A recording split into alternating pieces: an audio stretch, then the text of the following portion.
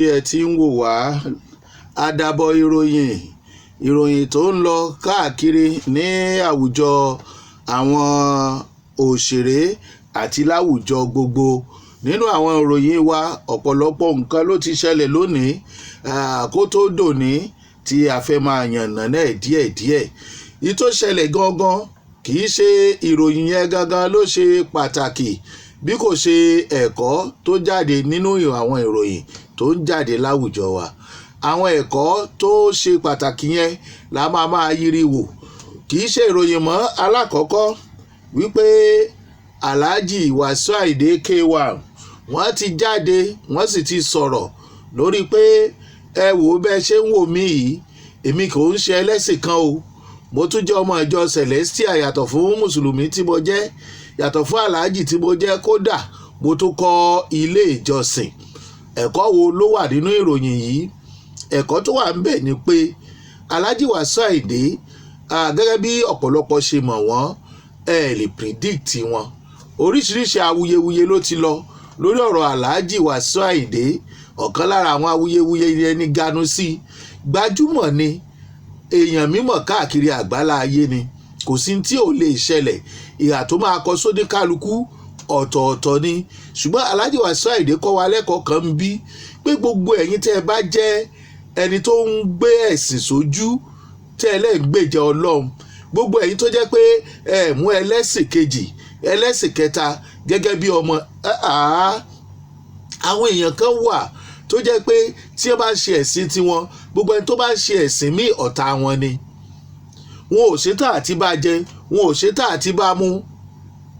Wasiu Ayinde Alhaji K1 olórí ọmọ ọba níjẹ̀bú lákìlẹ̀ ìjẹ̀bú, wọ́n sọ̀rọ̀ wọ́n jẹ́ kó yé wa wípé àìtẹ́yìnkálà ń dọ̀ọ́bò o, àìtódò ó tọ̀ sí ni àkèré dijú kíkọ̀ nǹkan ó dijú. Bẹ́ẹ̀ bá tọ̀ sódò tó bá tó tọ̀ sódò, àkèré ọ̀bá àlájú kọ̀ọ̀kan ọ̀bá ẹja gan ọ̀bá àrán mú, kò sí tọ́kàn yọ̀tọ̀ tí ẹ̀yàn máa lọ ni. Ìyẹn la fi ń dúpẹ́ lọ́wọ́ Alhaji Wasiu Ayinde tó jẹ́ kó máa yé gbogbo ènìyàn pàápàá jùlọ ọmọ Nàìjíríà wípé gbogbo ẹ̀sìn tọ́lọ́run ni o, ẹ má gbèjà Ọlọ́run. Kò sẹ́sìn téèyàn ṣe tí ọ̀bọ lọ́n bẹ̀, àdúrà ni kó o gbà, mọ́ pé tọmọdé kejì láì dáa. Alhaji Wasiu Ayinde ẹ mọ̀ ṣe o. Ẹlẹ́ẹ̀kejì lórí ọ̀rọ̀ Alhaji Wasiu Ayinde náà mọ̀ wà láàrin àwọn Alhaji Kollington Ayinla. Ọ̀pọ̀lọpọ̀ ìròyìn yìí ti lọ dáadáa tẹ́ ẹ̀ bá gbàgbé. Àwọn ní Alhaji Kollington Ayinla ó wá síbi òkú màmá àwọn, kódà àwọn ò kí àwọn. Wọ́n wá ní Alhaji Kollington Ayinla náà wá sọ pé mo pè kò gbé ni. Tọ́ Alhaji Wasiu Ayinde lóòótọ́ ìyá kan náà ló ń bíyàn, ìyá méjì kì í bíyàn, wọn sì kúlẹ̀ méjì. Gbogbo nǹkan tí ò bá rí kó máa bí inú, ẹ má bínú.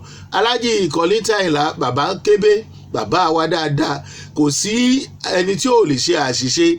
Ṣé ẹ dẹ̀ mọ̀ pé bọ́mọdé bá ṣe àgbà, wọ́n á ní kọ́mọdé bẹ àgbà, bí àgbà bá ṣọmọdé, wọ́n á ní kọ́mọdé bẹ àgbà. Nítorí ìdí èyí síbẹ̀síbẹ̀ náà ẹ̀yin náà ẹ fi ọwọ́ wọ́nú. Kò sí ní Alhaji Wasiu Ayinde tí wọn ò bá ṣe. Wọ́n dúró tì yín nígbòkú ìyá tí ó máa dùn wọ́n nígbà tí wọn ò rí ẹ̀yin náà. Ká kúkú sọ pé bó bá ṣe rí ní kẹ́ ẹ jẹ́ ká wí. Alhaji Kollington Ayinla ẹ̀yin náà ẹ má bínú o. Alhaji Wasiu Ayinde ẹ má bínú. Ẹ̀kọ́ tí ìròyìn kó wa ni pé gbà fún rájí ni gbà fún gbàdà. Ará oko tí ó jẹ búrẹ́dì ó fèsùrú ránṣẹ́ lé, tí wọ́n bá jù sí ẹ ni kó o jù padà sí ìyàn, torí tó bá tásìkò tẹni yẹn ó máa dùn dọ́kàn ni o. Nínú àwọn kọ́mẹ̀ntì tí mò ń rí, àwọn kan ní tó bá tiẹ̀ jẹ́ pé Alhaji Kollington Ayinla ò sí lórílẹ̀‐èdè Nàìjíríà, wọ́n ní kì bá dáa gan ni. Jùgbọ́n bá Star Channel náà lẹ́tí ń gbọ́ wa o. Ẹ jẹ́ àtẹ̀síwájú. Ṣé ẹ gbọ́ ti àwọn ọmọ tí eléyìí ti kúrò nínú àwùjọ àríyá? Tọ́ àwọn ọmọ tó ń ta ẹyin tó lè dọ ọmọ lára wọn, àwọn ọmọbìnrin kéékèèké tí wọ́n ṣẹ̀ṣẹ̀ ń dàgbà, tí wọ́n ṣẹ̀ṣẹ̀ bẹ̀rẹ̀ nǹkan oṣù. Ọ̀pọ̀lọpọ̀ wọn báyìí wọ́n ní tí wọ́n bá ti ṣe nǹkan oṣù 150,000 ni wọ́n ń ta ẹyin tó lè di ọmọ lára wọn. Bẹ́ẹ̀ ni àwọn tó sì ń fún wọn lówó yìí àmọ́ nǹkan tí wọ́n fi ń ṣe, tí wọ́n fi ń gbẹ̀yìn tó lè dọmọ lára wọn. Wọ́n ní pẹ̀lú abẹ́rẹ́ ni o, ni wọ́n fi ń gbà á. Ọ̀pọ̀lọpọ̀ ló sì ti di kódà ló ti dàdàkudà nínú àwọn tó tẹ̀yìn torí pé kò lè bímọ mọ́ láéláé. Ọ̀pọ̀lọpọ̀ ló ti kárùn míì látara pé ó lọ ta ẹyin tó lè dọmọ lára ẹ̀. Ẹ̀kọ́ tá a fẹ́ sọ ń bí ni wípé ẹ̀yin òbí ẹ tètè tọ́jú àwọn ọmọ yín, ẹ kíyèsí wọn, ẹ mọ bí wọ́n ṣe ń rìn, ẹ ṣe àwárí wọn, ẹ má fi wọ́n lẹ̀, ẹ bá wọn sọ̀rọ̀ torí pé ayé tá a wà ní ìsìn ayé tó súni ni. Ìdí tó dẹ̀ fi súni ni pé àwọn nǹkan tó ń ṣẹlẹ̀, àwọn ọmọ ọkùnrin ọmọ obìnrin ìmúkúmu ni wọ́n mu, ètò tó láṣà tá a tún gbé dé tó jẹ́ wípé nǹkan tí ń dọmọ lára obìnrin tó jẹ́ ẹyin làwọn ọmọ yìí ń tà káàkiri. Àwọn ọmọ kéékèèké tó jọkùnrin náà fẹ́ fẹ́yàwó lọ́jọ́ iwájú tí wọ́n bá fẹ́ wọn tán ǹjẹ́ wọ́n mọ àrà tí wọ́n ti fi lé ọmọ wọn dá. Tó ẹ̀yin òbí ẹ bá wa rí sí àwọn ọmọ yín o. Ṣé ẹ gbọ́ ti ọmọ Comfort Ọmọgẹ̀ màmá tó kọrin Ọlọ́run mi ìwọ ni màá sìn títí ayé o bàbá o. Ṣé ẹ rí ìta ń sọ nípa orílẹ̀-èdè Yorùbá tí yóò dẹ́kun ìwà pálapàla tí àwọn mọ́là àti àwọn Fúlàní tí wọ́n ń hù nípa dídẹ̀mí àwọn èèyàn légbodò. Ọmọ èyí àti mọ́là kan ni wọ́n jọ ní gbólóhùn asọ̀ tí mọ́là yìí sì gún lọ́bẹ pa nílùú Òkìtìpupa. Mọ́là yìí kọ́kọ́ sá lọ wọ́n ní ṣùgbọ́n ọwọ́ ti padà tẹ́ o, ó ti wà lákóló. Tó kọ́lọ́ máa ṣọ́ wa o, á jèrè àwọn ọmọ wa o. Kọ́yé àwọn ará bí kí wọ́n wàá máa jẹ gàba lé wa lórí. Ìdí tí ọ̀pọ̀lọpọ̀ àwọn ọmọ Yorùbá fi ń béèrè wípé ẹ jẹ́ ká lọ láyé tiwa ká lè láǹfààní àti pèsè ètò ààbò fúnra wa torí pé kíní mi ó yàtọ̀ sí kíní wa. Bá a ṣe ṣe nǹkan ẹni là á wí, a kì í sọ bá a ṣe ṣe nǹkan oní nǹkan. Ìyẹn bẹ́ẹ̀. Ṣé ẹ wá gbọ́ Tọ́pẹ́ Adébáyọ̀ ọmọ bàmí Ọ̀gá Bello bàbá wa Alhaji Ọ̀túnba Adébáyọ̀ Sàlámì. Ẹ gbọ́ nǹkan tó ṣẹlẹ̀ ni ẹ jẹ́ n sáré sọ fún yín.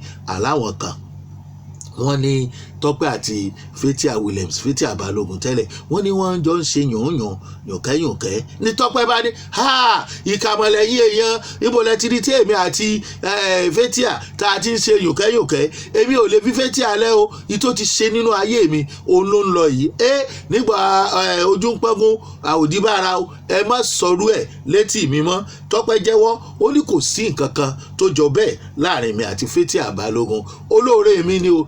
Ẹ̀kọ́ tẹ́lẹ̀ yìí kọ́ wa, ẹ jẹ́ ká gbọ́ dáadáa ni wípé bá a bá ti ní olóore tí àwọn èèyàn wá ń sọ̀sọ́kúsọ láàrin wa àbí tí wọ́n fẹ́ kó o já olóore rẹ sílẹ̀ tàbí tí wọ́n fẹ́ kó o kọjú olóore rẹ sórùn alẹ́, má dá wọn lóhùn o. A kì í folóore ẹni sílẹ̀ o nítorí wípé inú Ọlọ́run ò ní dòsí.